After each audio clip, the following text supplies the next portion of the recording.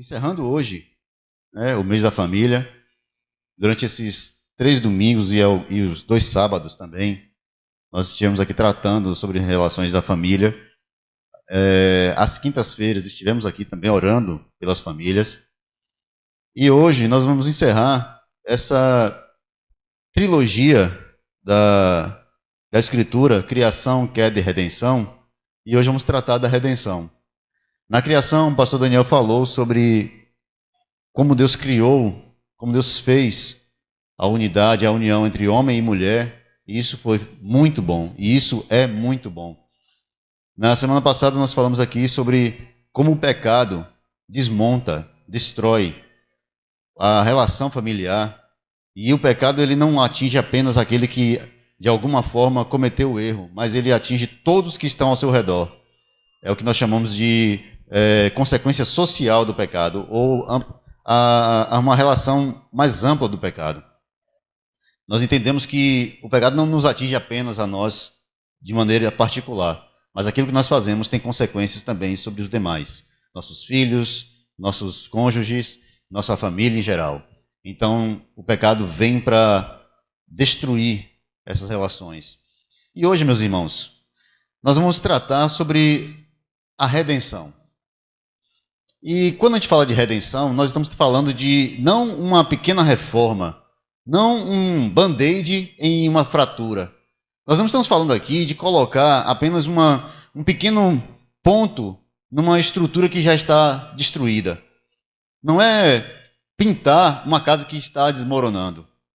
A restauração que Deus faz, a redenção que Ele promete, não é uma redenção apenas externa ou apenas de forma aparente, mas ela é profunda, íntegra, completa, porque ela trata não apenas as questões externas, ela não trata apenas as consequências, ela trata a natureza do casal, a natureza dos filhos, ela trata a nossa natureza pecadora.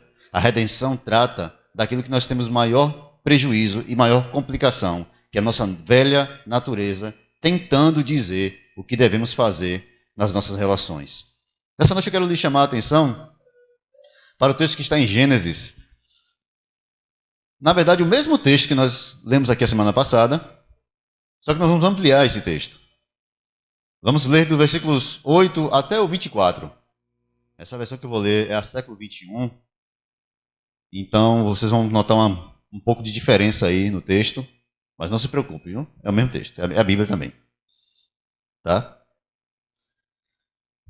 Todos encontraram? Nos diz assim a palavra do Senhor. Ao ouvirem a voz do Senhor Deus, que andava pelo jardim no final da tarde, o homem e sua mulher esconderam-se da presença do Senhor Deus, entre as árvores do jardim. Mas o Senhor Deus chamou o homem, perguntando: Onde estás? O homem respondeu: Ouvi tua voz no jardim e tive medo, porque estava nu, por isso me escondi. Deus perguntou-lhe outra vez: Quem te mostrou que estavas nu? Comeste da árvore da qual te ordenei que não comesses? Respondeu então o homem: A mulher que me deste deu-me da árvore e eu comi. E o Senhor Deus perguntou à mulher: Que foi que fizeste? E ela respondeu: A serpente me enganou e eu comi. Então o Senhor Deus disse à serpente: Por que fizeste isso? Serás maldita entre todo o gado e entre todos os animais do campo. Andarás sobre o teu ventre e comerás pó todos os dias da tua vida. Porém, inimizade entre ti e a mulher, entre a tua descendência e a descendência dela. Esta te ferirá a cabeça, e tu lhe ferirás o calcanhar. E disse para a mulher: Multiplicarei grandemente a tua dor na gravidez. Com dor darás à luz a filhos. O teu desejo será para o teu marido, e ele te dominará. E disse para o homem: Porque deste ouvido à voz da tua mulher, e comeste da árvore a qual te ordenei, não comerás dela. Maldita é a terra por tua causa. Com sofrimento comerás dela todos os dias da tua vida. Ela te produzirá espinhos e ervas daninhas, e terás de comer das plantas do campo. Do suor do teu rosto comerás o teu pão, até que te tornes a terra, pois dela foste tirado, porque és pó, e ao pó tornarás. Adão chamou Eva, a sua mulher, porque ela foi a mãe de todo ser vivente. E o Senhor Deus fez roupas de peles para Adão e sua mulher e os vestiu. Então disse o Senhor Deus: agora o homem tornou-se como um de nós e conhece o bem e o mal. Não suceda que estenda a mão e tome também da árvore da vida, coma e viva eternamente. Por isso, o Senhor Deus o mandou para fora do jardim do Éden, para cultivar o solo, do qual fora tirado. E havendo expulsado o homem, pôs a leste do jardim do Éden os querubins e uma espada flamejante que se revolvia em todos os lados para guardar o caminho da árvore da vida. Eu coloquei uma perguntinha lá no grupo da igreja e eu vou repetir essa pergunta aqui para os irmãos. Só que você fica para você a resposta, tá? Não precisa responder aqui não. Mas, digamos, se você fosse bilionário, estou falando de ser rico não, tá? Rico não vale. Milionário também não vale não, tem que ser bilionário. Tem que ser assim, tipo Elon Musk para cima, tá? É assim, tem que ser colega de classe de Elon Musk, tomar café com ele. Aí se você é desse nível, desse naipe, né? Se você tem um número aí de Elon Musk, liga para ele todo dia, conversa com ele, troca umas ideias aí sobre investimento. Você é um bilionário. Quanto você gastaria se soubesse que há pessoas pesquisando um meio de você se tornar eterno? De você não morrer? Quanto você pagaria para não morrer? Quanto você estaria disposto a gastar para não ter essa marca que persegue toda a criação, toda a criatura, desde o dia em que Adão foi expulso do jardim, a morte? Para que os irmãos compreendam onde eu quero chegar e por que eu estou perguntando isso, porque há um grupo de pessoas bilionários que, não sabendo muito o que fazer com o dinheiro que sobra na conta todo mês, né? Ele não conhece meu número, ele não sabe meus boletos, então ele não sabe o que fazer com o dinheiro dele. Então eles inventaram, acharam muito bom pesquisas e mais pesquisas de várias linhas diferentes, meios pelos quais podemos nos tornar eternos. Elon Musk gastou só de 2013 a 2015 em torno de 17 bilhões de dólares nessa brincadeira. Ele acha que ele pode, de alguma forma, não, pelo menos se não reverter, mas pelo menos parar o processo que nos leva à morte. Há um outro bilionário também, esse é russo, ele investiu uma quantia mais ou menos igual a essa nas pesquisas de criogenia. O que é a criogenia? É a proposta de congelar o ser humano a uma temperatura a 360 graus abaixo de zero. Eu não sei nem como é que chega nisso. Mas eles estão trabalhando nisso. 360 graus negativos para congelar o ser humano, na esperança de que em algum momento no futuro haja uma tecnologia capaz de trazer esse homem de volta à vida com tudo que ele é, da mesma forma, com a mesma consciência, com tudo que ele é, da mesma maneira, sem perder absolutamente nada. Eles estão investindo na busca de uma vida eterna. E aqui, irmãos, nós precisamos voltar agora, e eu quero que você guarde essa pergunta contigo até o final dessa pregação nessa noite. O que você faria para ser eterno? Mas mais do que isso, o que é a vida eterna para você? O que é ter vida eterna? O texto que nós lemos, Gênesis capítulo 3, versos de número 8 ao 24, nós lemos aí a tragédia da queda do homem. Adão, Eva estavam muito bem, tinham comunhão com Deus. Semana passada nós falamos aqui sobre a queda, como eles pecaram, como eles erraram, como eles deram ouvidos à voz da serpente, que Apocalipse diz que é Satanás, enganando a eles, levando eles à queda, levando eles a darem ouvidos e a confiarem muito mais no conselho da serpente do que nas palavras de Deus. entendendo que a serpente daria a eles o conhecimento que eles precisavam, enquanto Deus não estava dando a eles o que eles queriam. Talvez Deus estivesse escondendo a verdade deles. Duvidaram do caráter de Deus. A serpente levou eles a duvidarem de quem era o Senhor. Pois bem, agora eles estão diante do juízo e Deus então decreta de forma invertida a maneira como ele chamou para prestar contas. Ele chama para prestar contas primeiro a Adão, que é o responsável, a quem ele entregou a responsabilidade pelo jardim, a responsabilidade sobre todo o ser vivente. Depois ele chama a Eva, porque Adão disse que foi culpa dela. Depois ele condena diretamente. Ele não chama a serpente para prestar contas. Ele não dá a oportunidade de defesa para a serpente. Ele condena direto, porque para ela não tem conversa. Então, de uma forma muito clara, muito direta, Deus já começa condenando, e começa condenando pela serpente. Depois ele volta condenando a mulher. E por último, ele condena o homem. E com o homem, condena toda a humanidade. Ali estava rompida a comunhão entre Deus e os homens, por causa do pecado, mas também, de uma forma mais direta, rompeu-se a relação também familiar. E nós falamos aqui semana passada sobre as consequências disso, sobre Caim e Abel, e sobre as gerações que vieram depois deles. Os netos de Adão, os bisnetos de Adão, como foram as gerações depois disso. Como eles se desviaram completamente do Senhor. E se a gente for um pouquinho mais adiante, capítulo 10 do livro de Gênesis, você vai ver que as gerações que vieram depois se tornaram tão corruptas que Deus disse: o pecado dos homens chegou até a mim e eu vou exterminá-los da face da terra. É quando vem o dilúvio. E Noé acha graça aos olhos do Senhor e é livre com sua família. Mas, nessa noite, eu quero chamá-los a atenção, porque semana passada eu deixei aqui em aberto, não sei se alguém percebeu, que há redenção, há uma promessa de graça no meio do juízo. Deus estabelece o juízo, ele solta a sentença, mas no meio da sentença há uma promessa de graça, há uma promessa de perdão, há uma promessa de restauração. Isso não é de forma direta, não é de forma clara, mas é, irmãos, a primeira pregação do Evangelho, a primeira promessa de um Evangelho.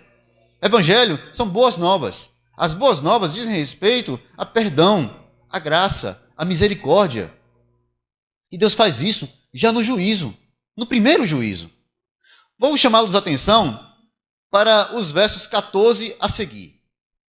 Deus chama a serpente e a condena por causa do seu erro, por causa do que ela fez no meio do jardim. Verso 14 diz assim: então o Senhor Deus disse à serpente: por que fizeste isso?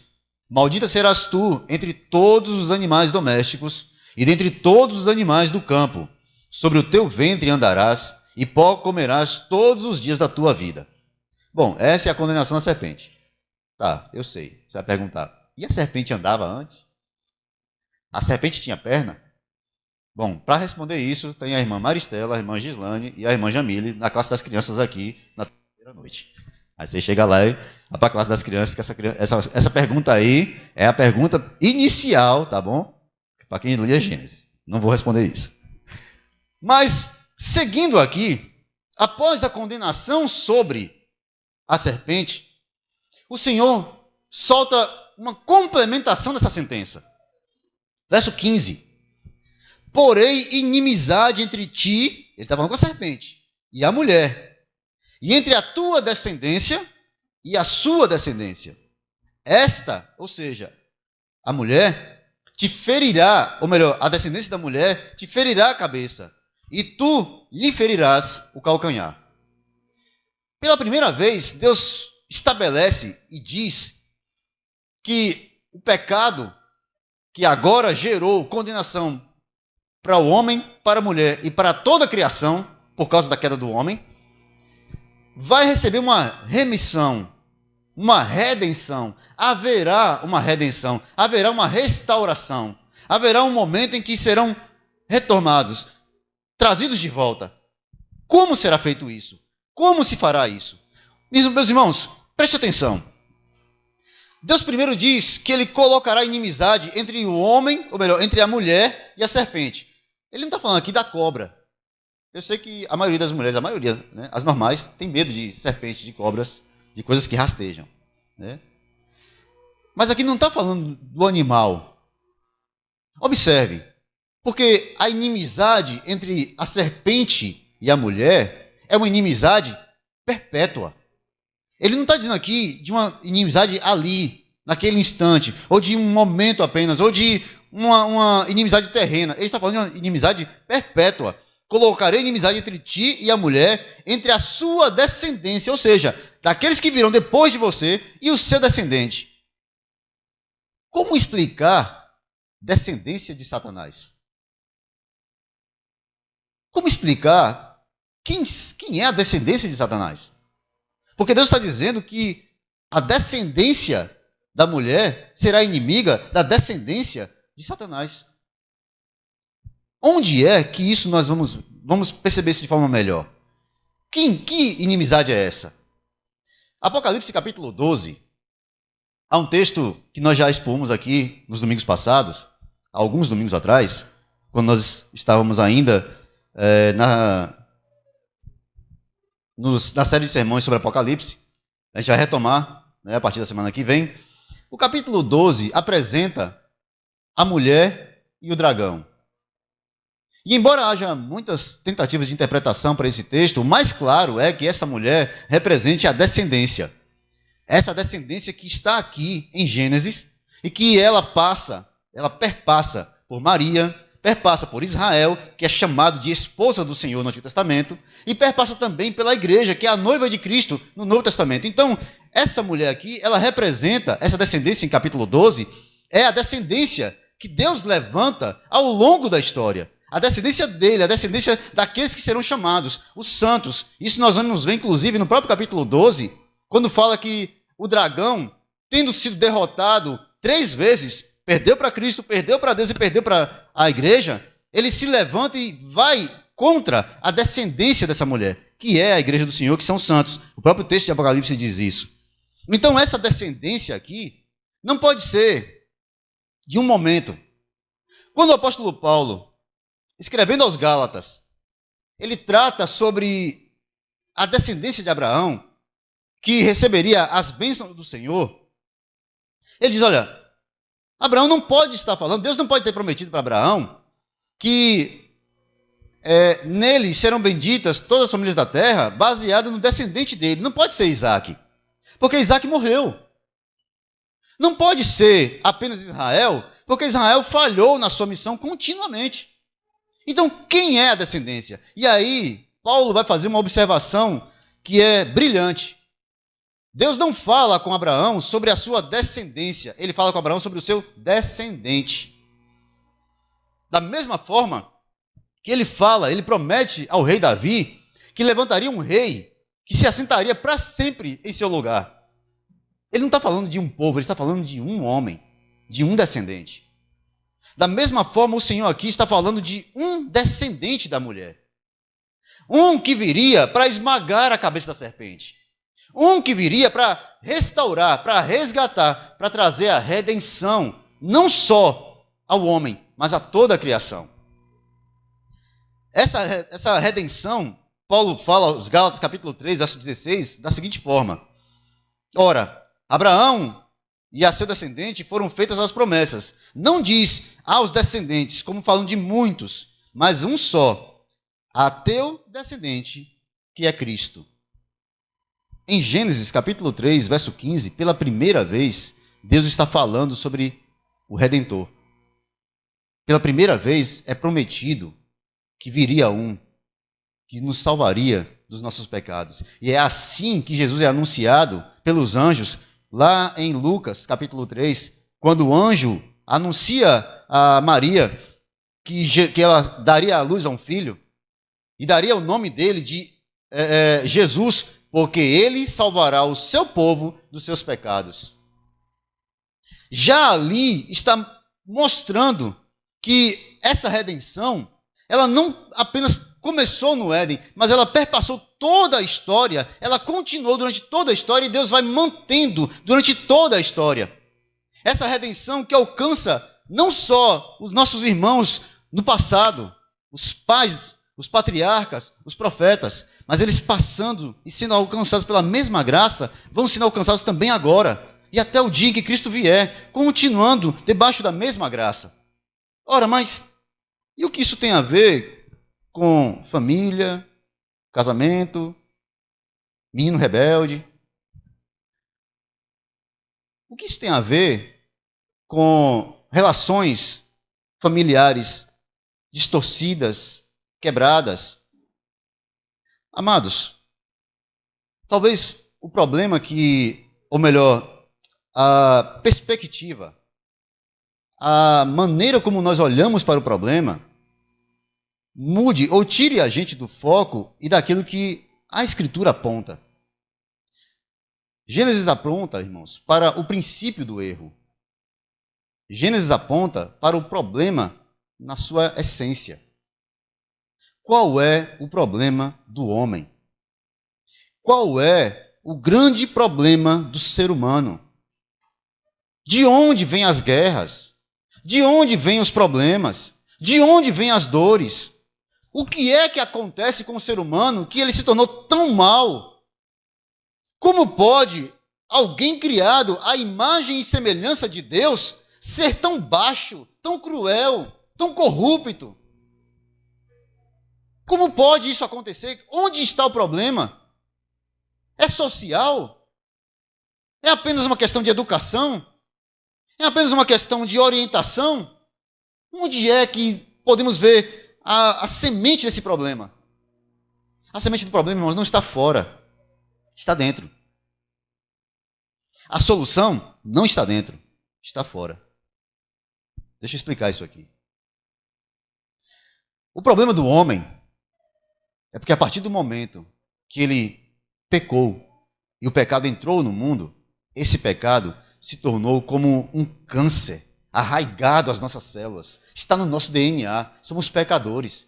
Nós não pecamos, nós não somos pecadores porque nós pecamos. Você não fala assim de manhã, até agora eu não cometi nenhum erro, hoje eu estou santo. Né? Não xinguei ninguém, não chutei o gato, não bati na... Estou santo. Pronto. O cachorro passou, me derrubou, xinguei o cachorro, pronto, acabou a santidade. Não. Você dorme como pecador, você acorda como pecador, você come como pecador, você faz tudo, até quando você ora, é um pecador orando. É um pecador que vem ao culto. É um pecador que está pregando para você. Pecadores, irmãos. E são pecadores que, mediante a graça de Deus, alcançam misericórdia e podem se relacionar com Ele, mas são pecadores. O ato da salvação não está no nosso caráter, está no caráter de Cristo. Então, assim, quando nós olhamos para o problema do homem é o pecado, que está nele, e ninguém tira. Não tem sacrifício que esse homem faça que mude ele. Um dos grandes problemas que todos os estudiosos tratam no Antigo Testamento com relação aos sacrifícios, livro de Levítico, segundo livro da Bíblia, terceiro livro da Bíblia, o livro de Levítico, ele trata principalmente sobre os sacrifícios que foram estabelecidos por Deus para a remissão dos pecados, para que os homens alcançassem perdão.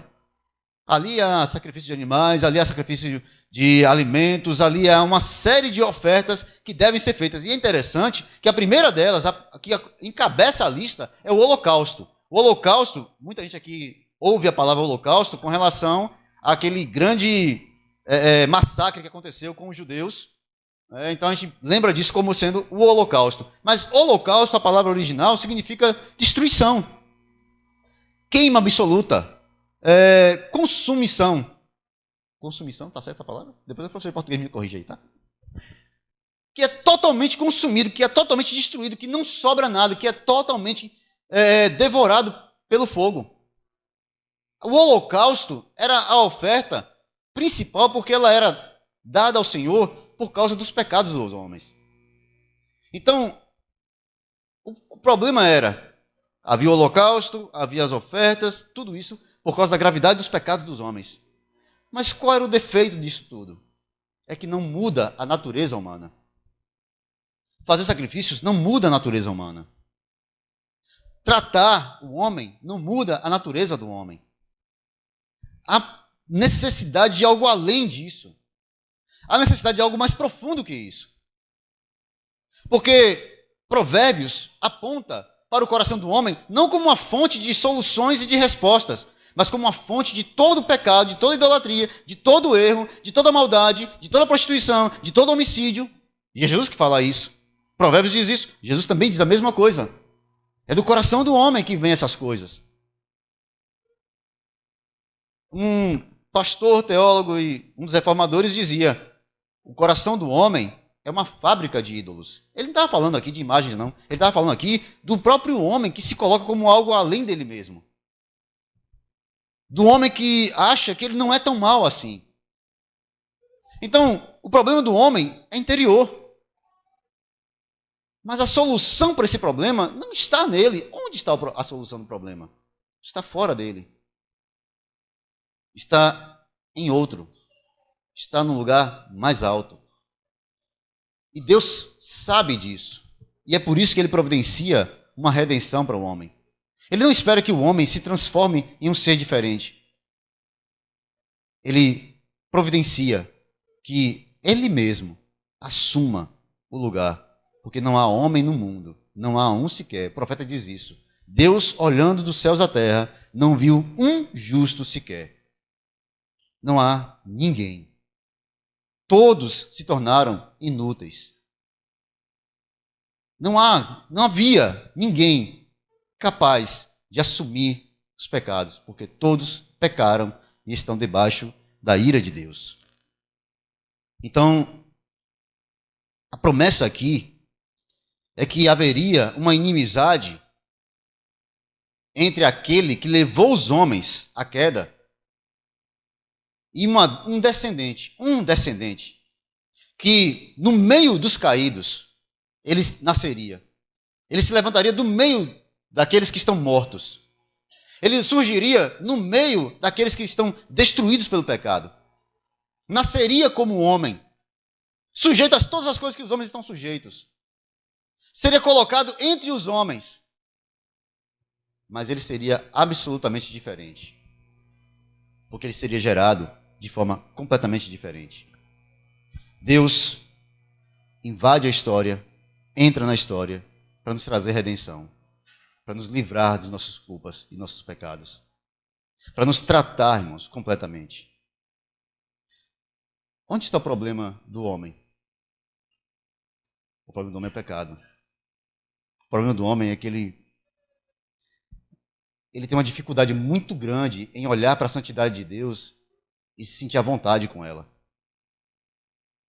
Tem uma dificuldade muito grande de olhar para Deus e perceber que há uma relação que foi quebrada, mas que tem um caminho de restauração para isso. Olhamos para o Senhor como sendo muito distante.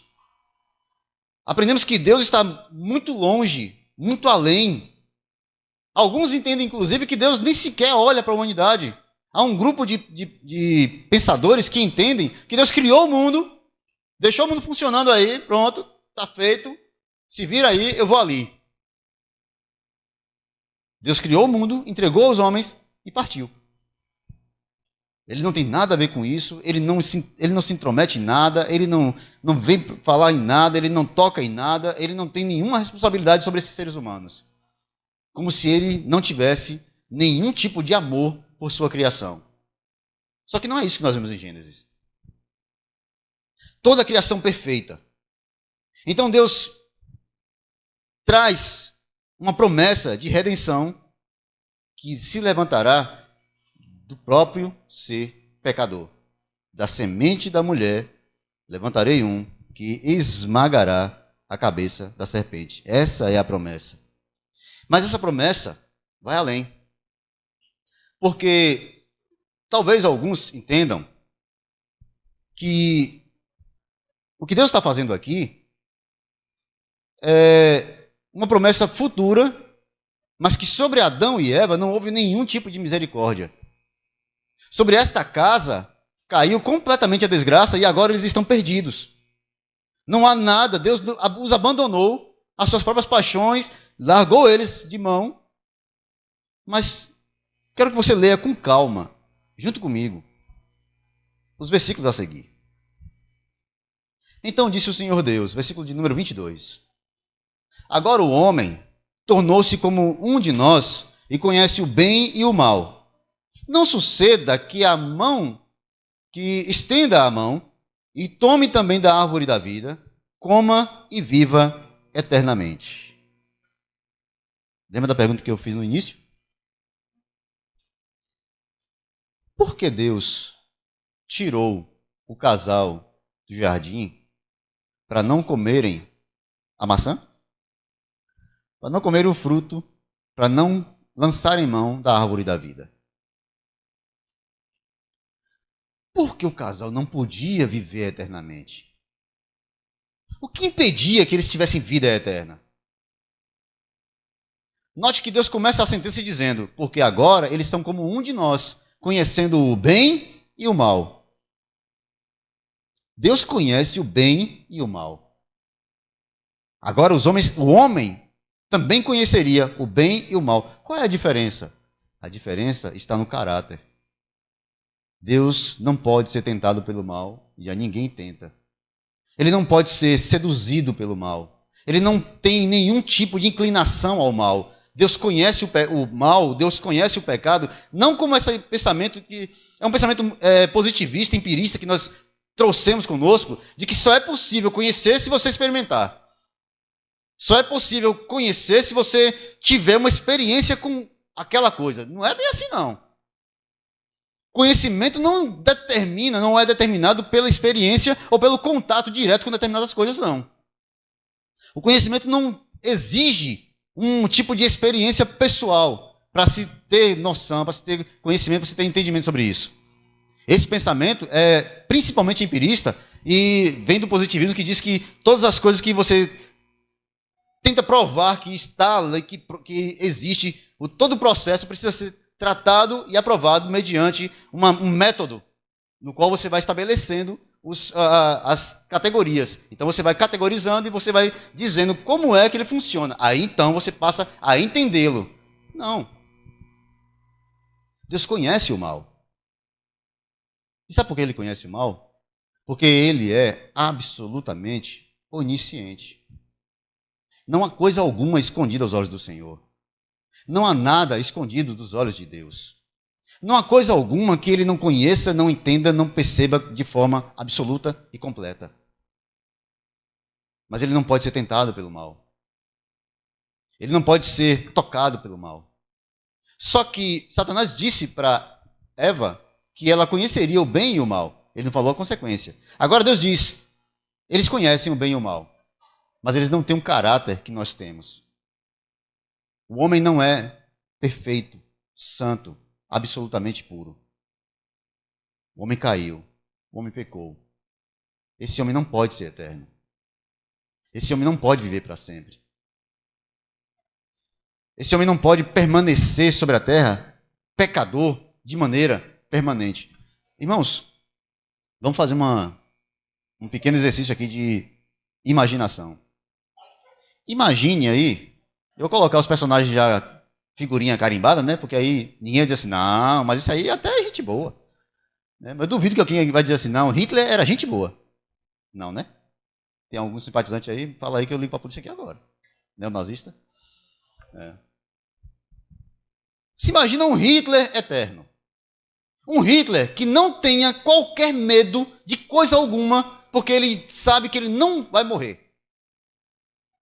Ele sabe que podem explodir as bombas, podem surgir doenças, pode ter o que acontecer, ele não morre. Pense num Hitler eterno. Até onde ele chegaria? Mas se você achar que eu estou falando assim, é personagem histórico, não tem nada a ver. Vamos para a Escritura? Vamos para a Bíblia? Já ouviu falar de Nimrod? Nimrod é tataraneto, ou é bisneto, coisa assim, de Adão. Ele é neto de Caim. Ele é da geração de Caim. Nimrod é tratado, é conhecido, é citado na Escritura como um poderoso caçador. Mas é interessante que Nimrod começa, então, a formar cidades. Ele é o primeiro a fazer isso. Ele começa a agregar gente. E ele é um homem rude. Ele é violento. Ele funda a cidade de Babel. Bom, Mesmo os irmãos que não frequentam a classe de Maristela e a irmã Jamile sabem que Babel é aquela cidade, fizeram uma torre muito alta, né? E Deus confundiu a língua de todo mundo ali. Pois é, Nimrod construiu aquela cidade. Sabe quem foi que estava dando a ordem para construir uma cidade, uma torre, levantá-la até os céus para que ninguém os espalhasse de novo? Nimrod. Nimrod também fundou uma outra cidade muito famosa na Bíblia, Nínive. Nínive também foi fundada por Nimrod. E o que é que tem Nínive? Nínive é aquela cidade que Jonas não queria de jeito nenhum. Porque eram os assírios, homens extremamente violentos, homens que tinham fama de matarem seus oponentes de forma cruel. E que eram aqueles que estavam, inclusive, escravizaram várias vezes o povo de Israel. Os ninivitas eram conhecidos por sua maldade. Nínive. E tem algumas outras cidades também. Essa é a geração. Pense em Nimrod eterno. Pense nos homens que você talvez imagine aí, de caráter mau. Pense nesse homem eterno. Irmãos, o pecado, a maldade do homem, não tem limites. Mas Deus estabelece um limite. E qual é o limite? Não há homem que não morra. Não há homem mais poderoso que seja, mais rico que seja. Veja, os milionários, milionários não tem dinheiro para isso. Os bilionários. Os bilionários estão gastando suas fortunas para tentarem ficar ricos, para tentar serem eternos. Os bilionários estão gastando fortunas. Tem um senhor de 82 anos, eu esqueci o nome dele agora, eu até anotei o nome da criatura. Né? Ele gastou, nos últimos anos, uma pequena fortuna, pequena para ele, né? Para mim, não é muito. Mas para ele não era nada. Don Logan é o nome da criança. 82 anos. Ele tem gastado bilhões em pesquisas e ele quer ser o primeiro cliente de uma empresa chamada Alcor. A Alcor é a empresa que está produzindo ou prometendo produzir uma tecnologia que consiga manter o homem congelado por muitos e muitos e muitos anos até que essa tecnologia possa trazê-lo de volta de maneira perfeita. Há um rapaz, eu não sei muito bem, não vou fazer propaganda aqui para ele, não sei nem quem é, mas hoje à tarde, fazendo algumas pesquisas, tem um rapaz que tem um site sobre curiosidades e ele fala sobre uma carta que mandaram para nós de 2050. E ele trata de 2050 como se fosse uma carta de alguém que vive lá no futuro, trazendo para nossos tempos. E ele diz assim, olha, avisem ao pessoal aí que não há mais doenças que não tenham cura, que nós já conseguimos, inclusive, descobrir as curas para as doenças mais graves que por muitos anos afetaram a humanidade. Nós já temos controle sobre muitas coisas que no passado não tínhamos. Nós já podemos, assistimos agora um pôr do sol, e este pôr do sol estamos assistindo em Marte, porque nós já conseguimos chegar em Marte. Se vocês não sabem, a China está desenvolvendo um elevador que pode chegar a Marte. É Marte? Ou é a Lua? Eu não conheço essa. Não, eu acho que é a Lua, que é mais perto, né? Um elevador que pode chegar à Lua em aproximadamente aí uma semana. Aí você pega o elevador aqui, sai na Lua. Pois é. Bonito é no caminho alguém quebrar esse elevador, tu fica lá. É a tentativa sempre de buscar uma possibilidade de viver. Perceba, irmãos. Sabe qual é o resumo disso? Os homens estão procurando a árvore da vida que perderam. Os homens estão tentando recuperar o que perderam. Os velórios que nós assistimos são anúncios de que nós perdemos uma coisa muito, muito importante. São um lembrete de que não deveria ser assim. Ou você conhece alguém que até hoje não sofra na perda de uma pessoa querida? Por mais que a gente sabe que todo mundo aqui vai morrer, uns antes, outros depois, como diz alguma pessoa aí, né? Todo mundo está na fila, só não sabe a senha. Todo mundo vai ser chamado. De qualquer forma, não te traz algum tipo de constrangimento quando você passa numa casa e vê lá aquela família, vê lá aquele letreiro esquisito na porta, avisando que tem ali um velório. Você vê aquelas pessoas reunidas, você vê pessoas chorando e pessoas ao mesmo tempo rindo. É uma mistura de emoções, porque não há uma compreensão completa do que seja isso, porque é um rompimento. Fomos feitos para a vida e agora nós morremos. Fomos feitos para viver, mas agora nós não vivemos mais. E isso, irmãos, afeta sim. E como é que ela afeta a relação familiar?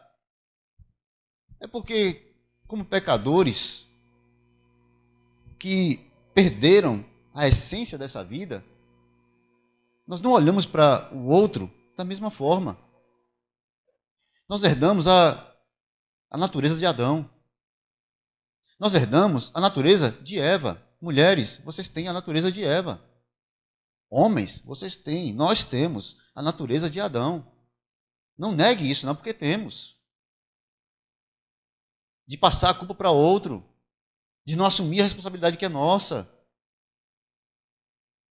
de tentar fazer o que não é o nosso papel.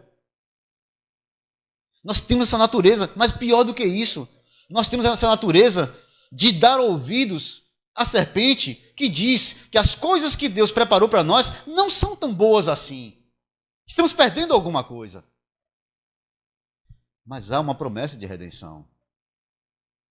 Nós não fomos largados, abandonados no pecado. Nós não fomos jogados à própria sorte. Quando Adão e Eva saem, Deus dá a eles um livramento. Morrer, irmãos, é um livramento. Sim. Não ser eterno é um livramento. Porque significa que nós temos pouco tempo para cometer os piores atos das nossas vidas. Nós não vivemos para sempre, porque nós seremos para sempre pecadores. Deus nos remiu, nos redimiu.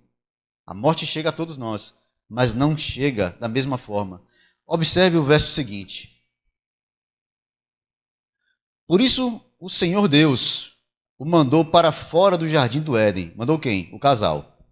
Para cultivar o solo do qual fora tirado. Verso de número 24. E havendo expulsado o homem, pôs a leste do jardim do Éden os querubins e uma espada flamejante que se revolvia por todos os lados para guardar o caminho da árvore da vida. Adão não podia voltar para o jardim, porque o caminho foi escondido dele. Não havia retorno. As gerações futuras não podiam voltar para o jardim. E o jardim, irmãos, por mais que os arqueólogos, os geógrafos e todos os pesquisadores tentem dizer onde é que era o jardim do Éden, não importa. Porque o jardim não é o paraíso. Uma casa cercada de uma mata maravilhosa, com uma cachoeira caindo atrás da casa. Não sei se é seguro não, mas é bonito. Com toda aquela paisagem linda, maravilhosa, com zero possibilidade de crimes, zero possibilidade de problemas aqui, tudo natural, tudo orgânico, nada industrializado, tudo perfeito, maravilhoso. Isso não é o paraíso. Isso é um lugar bom, isso é um lugar saudável, mas não é o paraíso. O paraíso não era e nunca será o lugar onde coisas boas acontecem.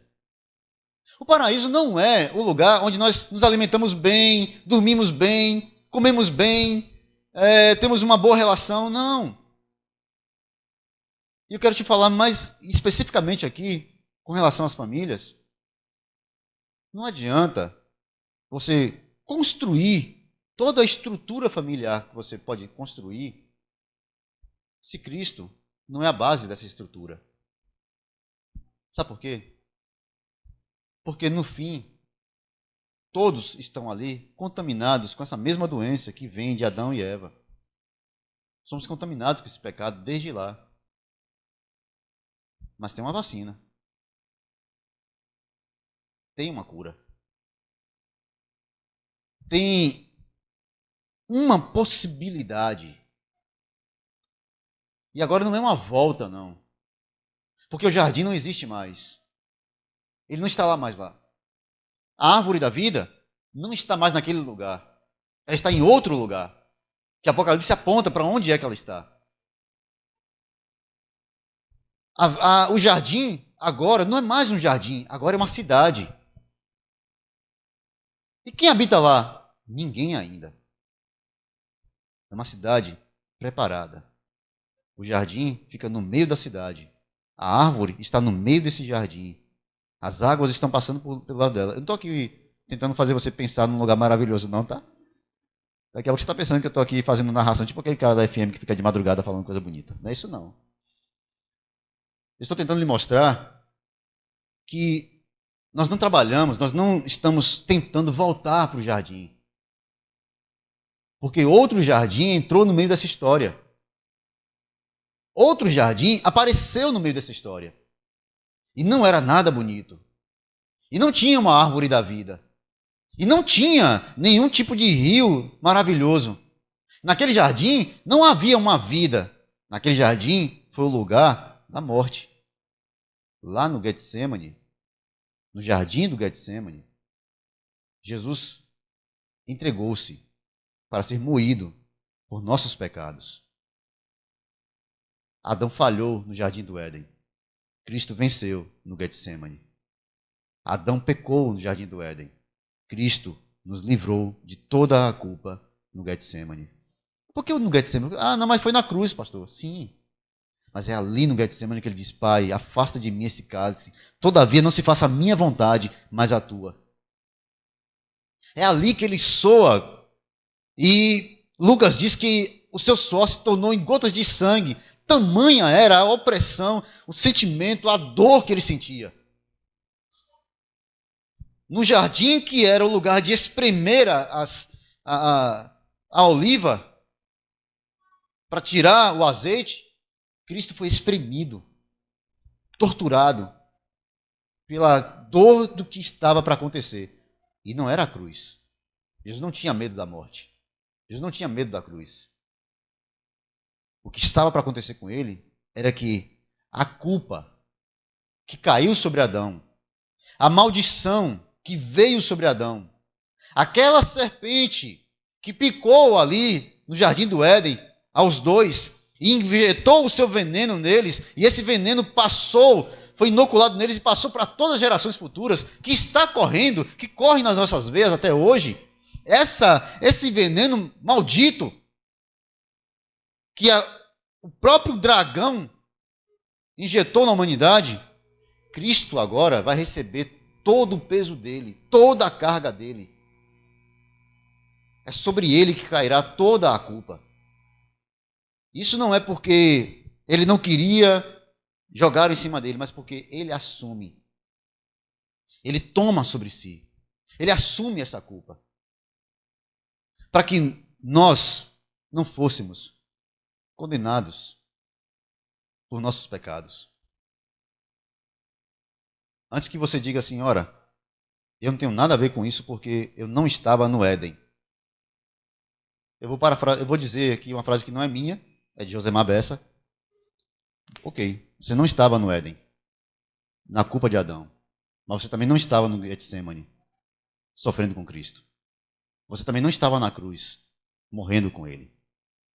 Da mesma forma que você recebeu a condenação lá no jardim, no Éden, a graça veio sobre sua vida no jardim do Getsemane, na cruz de Cristo, sem a sua participação, sem a nossa participação. Nós somos agraciados por Deus. O caminho da árvore da vida não é mais o caminho de volta, é o caminho em Cristo. Quando Tomé questiona o Senhor, e ele diz, olha, eu vou, e vocês sabem o caminho. E ele diz, Senhor, nós não sabemos para onde o Senhor vai. Como podemos saber o caminho? João capítulo 14, verso 6. Eu sou o caminho, a verdade, a vida. Ninguém vem ao Pai, senão por mim. Não tem outro caminho para chegar à árvore da vida. Não há outra possibilidade de chegar, de voltar para o Éden. Porque o Éden não existe mais. O Éden agora, a portaria do Éden agora é Cristo. O caminho que leva ao Éden agora é Cristo. E o Éden agora não é mais o Éden, agora é a Nova Jerusalém. Agora é a cidade que de Deus desce dos céus, adereçada como uma noiva ataviada para o seu esposo. Agora, a cidade santa é uma cidade onde não há necessidade de coisa alguma, porque Cristo habita plenamente nela. Caminhamos por Ele e para Ele. Somos cheios dessa graça dele. Então, meus queridos irmãos, estamos tentando, pensando, imaginando soluções, possibilidades para tratar os problemas de nossa casa, de nossa família, dos nossos filhos. Estamos buscando soluções em livros, em enciclopédias. Não estou dizendo que isso é errado, não. Leia, estude, pesquise, faça, aprenda tudo que você puder. Mas entenda, a natureza humana não pode ser tratada apenas como se ela fosse nada mais do que uma máquina que pode ser reprogramada. Ela não pode ser reprogramada, ela tem que ser destruída e refeita. Esse renascer, esse recomeçar que Cristo faz, esse matar o velho homem e trazer um novo homem à existência, Cristo faz. Então, meu irmão, se o marido é um homem mau, perverso, um homem adúltero, um homem que não respeita a sua esposa, não respeita seus filhos, o problema dele não é o adultério, não basta apenas ele parar de trair sua esposa, não. O problema dele é que ele é um pecador que não se arrepende. Se tem uma mulher que não trata seus filhos, não cuida de sua casa, não cuida do seu marido, é à toa, pensa somente nela, é egoísta, acha que a sua vida é apenas ela e ela mesma, o problema dela não é olhar para os outros, não é ter uma visão mais altruísta, o problema dela é pecado, idolatria, ela se adora demais. Se há um filho que não respeita os pais, que não tem o mínimo respeito por aqueles que lhe deram não só a vida, mas cuidaram dele, o problema dele não é apenas uma educação melhor, colocar ele numa escola que possa colocar ele no eixo, não. O problema dele é que a natureza pecadora é muito forte nele. Ele precisa do evangelho, ele precisa de Cristo, ele precisa encontrar-se com o Senhor, desde a sua meninice, meu querido. Não pense que a criança, ela é inocente absolutamente, ela traz com ela as marcas desse Éden. E ela deve ser orientada, porque é isso que a Escritura diz. Ensina o teu filho no caminho que ele deve andar. Deuteronômio diz que nós devemos caminhar com os nossos filhos e ensiná-los no caminho, falando com ele como deve ser a vida, como ele deve viver para Cristo, como ele deve pensar, como ele deve se relacionar com Deus. Quando Deus foi tirado do meio da família, o projeto desmoronou, porque, meu irmão, se você tira a estrutura básica, a casa cai. Se você tira a estrutura principal, tudo vem abaixo. Tudo, irmãos. Deus é quem pode sustentar sua casa. Deus é o único que pode restaurar sua família. Deus é o único que pode converter aqueles que não se converteram ainda, que não entenderam ainda, que não nasceram de novo ainda. Deus é o único que pode fazer isso. E só Ele, fazendo isso, trará paz, harmonia ao lar. Aline Barros canta uma música que, graças a Deus, ninguém cantou esse ano, não, né? É porque todo ano canta, gente. Vem desfrutar do amor de Deus, você e sua casa. Deixe Jesus, que é o rei, entrar. Eu quero mudar um pouquinho essa estrofe do que ela diz. Desfrute do amor de Deus em Cristo. Não só você e sua casa, mas faça com que esse amor de Cristo perpasse sobre todos aqueles que fazem parte da sua família. Desfrute do amor de Deus olhando para Ele como Ele é, quem Ele é, entendendo que nós pecamos e que nossa primeira atitude diante de Deus é arrependimento. A segunda atitude é voltar-se para Ele e dizer: Senhor, para quem iremos nós? Só Tu tens palavra de vida eterna. Senhor, por mais prazerosos que sejam as coisas dessa vida, por mais maravilhosas que sejam as coisas dessa vida, só Tu tens vida e vida em abundância. Jesus prometeu: aquele que crer nele terá vida e vida em abundância, irmãos. Vida de verdade. Essa vida que é apenas um, um aglomerado de momentos felizes. Você pode ter momentos felizes na sua vida. Você pode se divertir, você pode ter alegrias momentâneas, mas deixa eu te explicar. Não basta você ter momentos felizes, momentos prazerosos na sua vida. É preciso que essa felicidade brote de você nas horas mais tristes e tenebrosas da sua vida. É aí que entra a verdadeira fé. Porque quando nós olhamos para o capítulo 11 de Hebreus, é porque a gente olha para a Escritura e a gente acha que essas pessoas da Bíblia eram tipo assim, personagens da Marvel, né? Da DC. Era gente que não existia, né? Não. Super Elias tem um poder da capa. Né? Aí vai lá e... sei lá. Tem os personagens que são poderosíssimos. Né? Aí tem lá... eu vi até um pessoal lá fazer uns memes lá com esse negócio, né? Elias lá... Aí fizeram um desenho de Elias lá com poder de fogo, jogando fogo lá no pessoal. Essas coisas.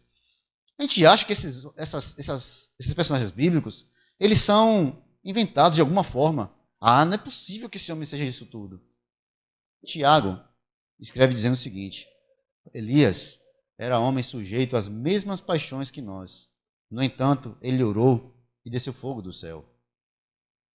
Eles não eram diferentes de nós. O que fazer desses homens tão diferentes? O que fazer dessas mulheres da Bíblia? Pessoas tão diferentes. Conheciam a Deus. Andavam com Ele. Confiavam nele. Ouviam a voz dele. Sabiam o caminho que deveriam andar. Essa é a diferença, irmãos. Você olha para o livro de Hebreus, capítulo 11, você pode falar assim, olha, os heróis da fé eram homens que venceram reinos, que não foram picados por serpentes não morreram. Esses homens eram homens que tinham poderes absolutos. Mas como é que termina o livro de Hebreus, capítulo 11? E eles morreram a espada, o fogo, uns foram cerrados ao meio, mas nenhum deles voltou atrás, nenhum deles se arrependeu do caminho que estavam feitos. E é interessante que ele termina dizendo, porque nenhum deles alcançou a promessa, porque Deus não queria que eles, sem nós, fossem aperfeiçoados. Eles terminam o ministério deles, a vida deles toda. Esses homens tinham família. Eles eram pais, eram mães, eram irmãos, eles tinham família. Toda a vida deles era dedicada a Deus. E eles morreram de forma trágica. Mas eu tenho plena consciência de uma coisa. Todos eles morreram, viveram e venceram, porque conheceram a Deus, entenderam que Ele é a estrutura básica de toda a sua vida. O Criador sabe quem é a sua criatura. O Pai sabe quem é o seu filho. Ele nos conhece profundamente e perfeitamente. Meu irmão, o problema da sua casa não é impossível de ser resolvido. Mas antes de você apresentar os defeitos alheios, volte para o Senhor e diga, Senhor, me trata. Me converte. Eu não quero seguir o exemplo de Adão. Eu não quero jogar em cima do meu marido a culpa. Eu não quero jogar em cima da minha esposa a culpa. Eu não quero dizer que a culpa foi dos meus filhos. Eu não quero dizer que a culpa era da minha mãe porque se metia aqui no meu casamento. Eu não vou dizer que a culpa era da minha sogra porque se metia no meu casamento. Eu não quero dizer que a culpa era do vizinho porque estava perturbando aqui o juízo. Senhor, a culpa é minha. Eu falhei. Eu errei. Me ajuda a andar em caminhos retos. É assim, irmãos, que conhecendo a verdade e andando na verdade, podemos restaurar não só, ou Deus restaurar não só a nossa vida, mas tudo aquilo que está ao nosso redor. Eu quero encerrar nessa noite, lembrando aos irmãos uma história, mas eu quero mudar o foco dessa história. Jesus vai com os discípulos para um lugar chamado Gadara. Lá em Gadara, quando ele desce em terra seca, tem um homem que o texto diz que ele é um homem endemoniado, que ninguém podia segurá-lo. Marcos diz que ele era incontrolável. Lucas diz que ele era amarrado com correntes e mesmo assim ninguém conseguia mantê-lo, segurá-lo. Bom, quem já teve experiência aqui com pessoas com crises de sair de si, sabe como é o negócio. Esse homem não podia ser controlado por ninguém. Ele dormia no cemitério, ele se alimentava dos restos ali. Era praticamente um animal. Quando Jesus pisa na praia de Gadara, que ele desce, o homem vem ao encontro dele. Ele não chama o homem, é o homem que vem ao encontro dele. E ele se joga aos pés do Senhor, e ele adora o Senhor. E aí os demônios que estão nele falam com o Senhor: vieste nos atormentar antes do tempo, Jesus, Filho de Deus. E ali é um diálogo curto entre o Senhor e esses demônios. O Senhor os expulsa, eles vão para os porcos se lançam ao mar, os porqueiros ficam assustados, chamam a cidade toda vem. A cidade expulsa Jesus porque estão com medo dele, ao invés de olharem para ele como a solução, como aquele que trouxe vida, eles o expulsam, manda que ele vá embora, ele volta para o barco. Quando ele volta para o barco, o gadareno, o endemoniado, o homem que não tem nome, é apenas chamado de o endemoniado, volta e quer segui-lo. Diz: Senhor, deixa eu ir contigo, eu quero ser teu discípulo. Jesus diz: não, volte para a sua casa, para os seus, ensine a eles, dê testemunho a eles do que tudo o que Deus fez na sua vida. Jesus manda aquele homem de volta para a casa dele. Agora ele é missionário que vai começar a sua missão na sua casa. Comece sua missão, irmão, na sua casa. Faça sua missão na sua casa. Haja como cristão na sua casa, porque na igreja todo mundo é cristão. Viva o evangelho na sua casa. Trate da sua família como cristão. E assim, meus irmãos, nós veremos famílias restauradas pela graça de Deus. Que Deus em Cristo te abençoe. Que o Espírito Santo do Senhor habite plenamente em sua vida, na sua família, na sua casa. E que as mãos do Senhor te conduzam por todos os teus caminhos, em nome de Jesus.